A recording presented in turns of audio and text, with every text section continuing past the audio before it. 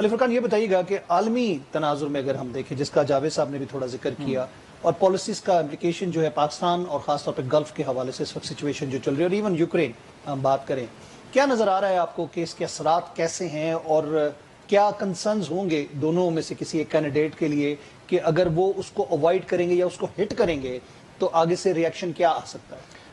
پہلے ہم اپنے خطے میں آنے سے پہلے جو اس وقت بڑے دو عالمی مسائل ہیں، سب سے پہلے پاکستان کے حوالے سے بات کر لیتے ہیں بھائی. یہاں پہ تو کوشش کی جا رہی ہے کہ ایک شخصیت کو جوڑا جا رہا ہے کہ جی وہ آئیں گے تو ان کو ریلیف مل جائے گا. اگر آپ پاکستان کی بات کر رہے ہیں تو پاکستان کی اہمیت میری نظر میں یقینی طور پہ الیکشن کی بات بڑھے گی. آفٹر دا ایف پاک کوئی اور اس میں آپ دیکھ رہے ہیں تناظر میں؟ دیکھیں نہیں، ہم اس کے علاوہ چونکہ بہرحال جو بھی پریزیڈنٹ آتا ہے، چاہے کمیلا ہیرس آتی ہیں، چاہے پریزیڈنٹ ٹرمپ آتے ہیں، دونوں کی توجہ کا مرکز چین ہوگا. یہ ایک میرے خیال میں ایسی چیز ہے جس کے اوپر کوئی کافی اتفاق رائے پایا جاتا ہے. جتنے بھی پالیسی ساز ہیں، میں وہاں پہ جن سے بھی میری ملاقات ہوئی، دونوں صورتوں میں چین مرکز ہوگا، چین کو کیسے روکنا ہے.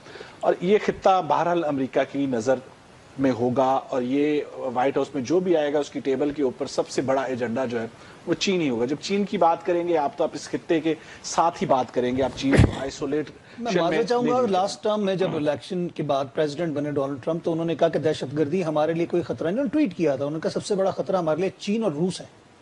آپ کو یاد ہوگا. تو اب میں آپ سے یہ عرض کر رہا ہوں کہ اب کی صورت میں دونوں کوئی بھی آتا ہے، چین ہی ان کا نمبر 1 ایجنڈا ہوگا. وائٹ ہاؤس میں جو بھی بیٹھتا ہے اس کا پہلا ایجنڈا جو ہے وہ چائنا ہی ہوگا. تو چائنا کی جب ہم بات کریں تو پاکستان ڈیفینیٹلی اس کی اہمیت جو ہے وہ بنتی ہے. ایک تو یہ وجہ ہے، دوسری وجہ ایک یہ بھی ہے پاکستان کی جو اہمیت بڑھنے کی ہے کہ جو توقعات بھارت سے تھی واشنگٹن کی، وہ شاید اس طرح پوری نہیں ہو سکی ہیں. جاوید صدیق صاحب اس پہلو پہ مجھے امید ہے کہ ضرور جو ہے اس پہ چائنا کو کنٹین کرنے کے حوالے سے کہ بھارت کا جو حالیہ جو معاہدہ ہوا ہے چین کے ساتھ، بارڈر ڈسپیوٹ جو تھا، اس کو بھی واشنگٹن میں کو بہت اچھی طرح نہیں دیکھا جا رہا. اور یہ ایک ریئلائزیشن پہلے سے پائی جاتی تھی واشنگٹن میں کہ بھارت جو ہے وہ بہت زیادہ نہیں کر رہا. جو وہ چاہتے ہیں چائنا کو روکنے کے لیے، اس کو کرٹیل کرنے کی جو حکمت عملی ہے، اس میں بھارت بہت زیادہ امریکہ کی اور یورپ کی مدد نہیں کر رہا ہے، نہیں کر پا رہا. اور اسی وجہ سے آپ دیکھیے کہ امریکہ نے کوآڈ کو چھوڑ کے، کوآڈ کے مقابلے میں ایک پیرالل جو ہے وہ ایک فورم پہلے سے بنا دیا ہوا تھا آکس کا، جس میں بھارت کے علاوہ باقی سب وہی ملک ہیں. تو اس سے آپ اندازہ لگا سکتے ہیں کہ یہ ریئلائزیشن واشنگٹن میں ہے کہ بھارت جو ہے وہ ان کی توقعات کے اوپر شاید پورا نہیں اتر پائے گا. میں نے ایک سوال یہ بھی کیا کہ پاکستان کو پہلے ایف پاک کے تناظر میں دیکھا جاتا تھا، اور اب جو تناظر ہے کیونکہ اس خطے میں جو ڈیولپمنٹ آ رہی ہے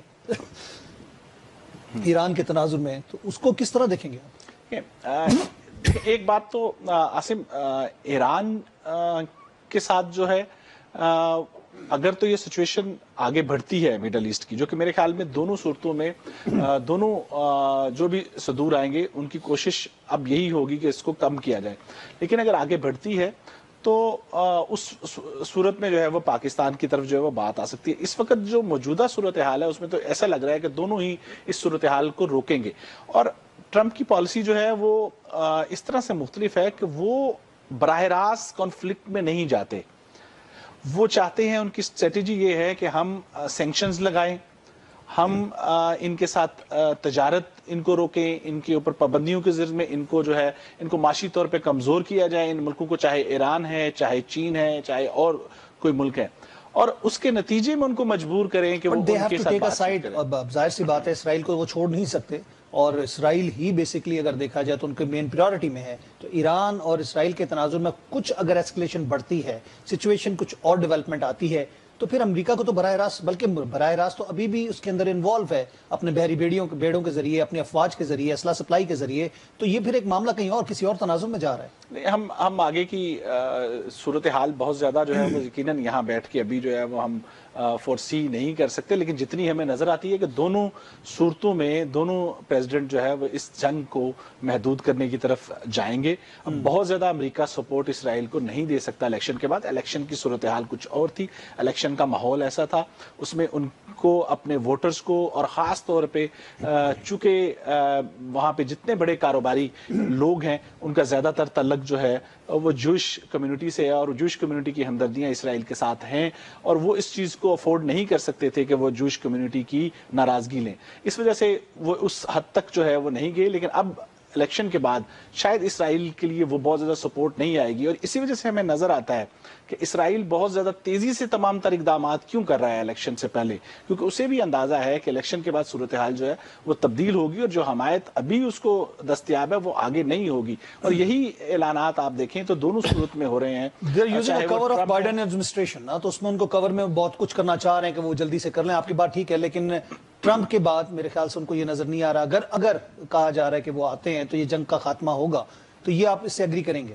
ایسا نہیں ہوگا کہ دونوں آ کے تو اسرائیل کی حمایت ختم کر دیں گے. حمایت سے نہیں، میں جنگ کی بات کر رہا ہوں. جنگ کے ختم کرنے کی، محدود کرنے کی جو ہے وہ کوشش امریکہ کی ہے، اور وہ رہے گی آگے بھی. اور ابھی بھی جو یہ ایران کے ساتھ سچویشن آگے بہت زیادہ نہیں بڑھی ہے، اس میں امریکہ کا رول جو ہے وہ بتایا جاتا ہے کہ ان کا رول بہرحال جو ہے وہ موجود تھا. علی فرقان، ہم یہ دیکھتے ہیں کہ اس وقت حالیہ جو صورتحال ہم گلف کی دیکھ رہے ہیں، اس کے علاوہ یوکرین وار کی دیکھ رہے ہیں، نیٹو کے ساتھ تھوڑا سا ہم نے ڈیٹیچ ہوتا ہوا دیکھا امریکہ کو. ان کا موقف چینج، کیونکہ نقصان ان کا ہے اور فائدہ امریکہ ڈھونڈ رہا ہے اس میں سے.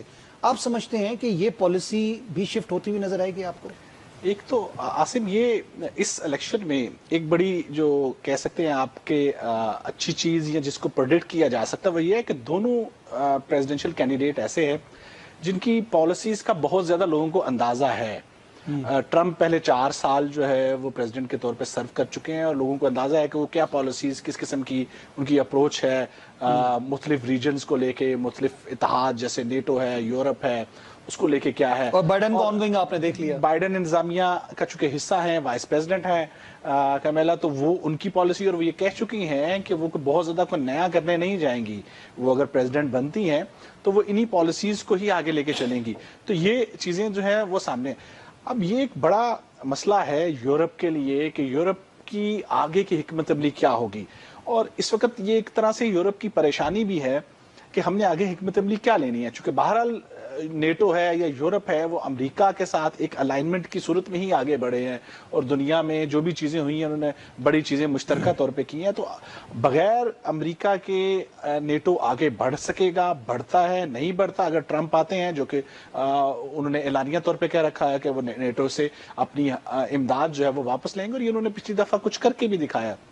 آپ یہ دیکھیے پچھلے 4 سال میں انہوں نے بہت زیادہ ایڈ جو ہے وہ کم کی. تو اب وہ دوبارہ کہہ رہے ہیں. تو نیٹو اور یورپ کے لیے ایک بڑا چیلنج ہے، ایک بڑا سوال ہے، اور وہاں پہ یہ پہلے سے اس کے اوپر تھنکنگ جو ہے وہ جاری ہے کہ ہم نے آگے کیسے بڑھنا ہے، امریکہ کے بغیر بڑھنا ہے، اور کیا صورتحال بنے گی اگر ٹرمپ آ جاتے ہیں. تو یہ بڑا قریب سے دیکھا جا رہا ہے. تو دوسری جو بات ہے اس کو لے کے، یورپ کے لے کے، رشیا کو لے کے، تو ایک بات چیت بہرحال جو ہے وہ امکان ہے کہ پریزیڈنٹ ٹرمپ اگر آتے ہیں تو وہ یورپ اور پریزیڈنٹ پوٹن کے درمیان ایک بات چیت کی صورت جو ہے وہ پیدا کر سکتے ہیں. اور یہ چیز بھی جو ہے وہ کنسیڈر کی جا رہی ہے. ہمیں جو وہاں پہ پالیسی ساز ہیں یورپ میں، ان سے جب ہماری بات ہوتی ہے تو وہ یہ کہتے ہیں کہ یہ پہلی دفعہ ہے کہ الیکشن چونکہ اب قریب آ چکے ہیں، تو یہ کنسیڈر کیا جا رہا ہے وہاں پہ کہ اگر پریزیڈنٹ ٹرمپ آ جاتے ہیں اور وہ پریزیڈنٹ پوٹن کے ساتھ نیٹو اور یورپینز کی کوئی بات چیت کی صورت بناتے ہیں تو اس کو کیسے جو ہے وہ لیا جائے. اس میں ایک اہم ایشو اگر ہم دیکھیں تو جو ایک اسرائیل اور ایران تنازع اور فلسطین کا ایشو، غزہ کی بات ہم کر رہے ہیں، اس کے اندر ہم نے کچھ چیزوں میں شفٹ دیکھا ہے. اور جو گلف کے جو بڑے حامی سعودی عرب کی بات کی جا رہی ہے اور دوسرے اسٹیٹس کی بات کی جا رہی ہے، قطر کا ایک اہم رول ہے، پاکستان کا ایک اہم رول رہا، اور اس کے اوپر ہماری طرف سے بڑا سخت سٹانس لیا گیا. اونگا کی سپیچ میں جس طرح وزیر اعظم اور پاکستان کے جو ڈیلیگیشن تھا وہ اس نے وائک آؤٹ کیا، تو بہت سارے اور ممالک بھی باہر نکل گئے. اس میں نان مسلم اسٹیٹس بھی ہیں جو کہ اس کیس کو پرسو کر رہی ہیں، even international court of justice تک گئے. آپ کیا سمجھتے ہیں کہ وہ بھی پالیسی غلط تھی، یا اس کا جو ریاکشن ہے اگر غلط تھی تو ان ووٹوں کی صورت میں جو رزلٹ آئیں گے وہ اس میں نکلے گا؟ ایک تو کیونکہ امریکہ کے اندر ہیومن رائٹس کے حوالے سے مختلف ملٹیپل کمیونٹیز ہیں جو کہ آپ جو بیسیکلی اگر ہم دیکھیں تو وہ یوز بھی ہیں اس میں کرسچنز بھی ہیں، اس میں مسلمز بھی ہیں، تو ایک مل کے کلسٹر بنتا نظر آیا وہاں پہ پروٹیسٹ ہوئے. اس پہلو پہ میں آتا ہوں. پہلے جو میں خود موجود تھا وہاں پہ جب واک آؤٹ کیا وہاں سے، اور وہ پرائم منسٹر شہباز شریف کی سپیچ کے بعد یہ او آئی سی کا فیصلہ تھا، اور او آئی سی کے ممالک نے جو ہے وہ وہاں سے واک آؤٹ کیا. بہت سارے اور ملکوں نے بھی اسرائیل کی جنگ کی تنقید کی، اور بہت شدت سے تنقید کی، جس میں بہت سارے افریقن ملک تھے جو ساؤتھ نان افریقہ مسلم ملک تھے، اور بہت سارے نارتھ امریکہ کے ساؤتھ امریکہ کے پریزیڈنٹ، ان کے ہیڈ آف اسٹیٹ تھے جنہوں نے اس پہ تنقید کی بہت زیادہ. یہ پہلو جو ہے وہ اپنی جگہ پہ ہے. امریکہ کے اندر دیکھیے باقی کمیونٹیز کی اہمیت بالکل موجود ہے. اس دفعہ اگر آپ دیکھیں تو مسلم کمیونٹی کی وہ اہمیت نہیں رہی جو کہ ماضی کے الیکشن میں ہمیں پھر بھی دیکھنے کو ملی. ایک تو جس طرح جاوید صدیق صاحب نے بتایا کہ 1.3% کچھ ووٹ ہیں مسلم کمیونٹی کے سارے ملا کے،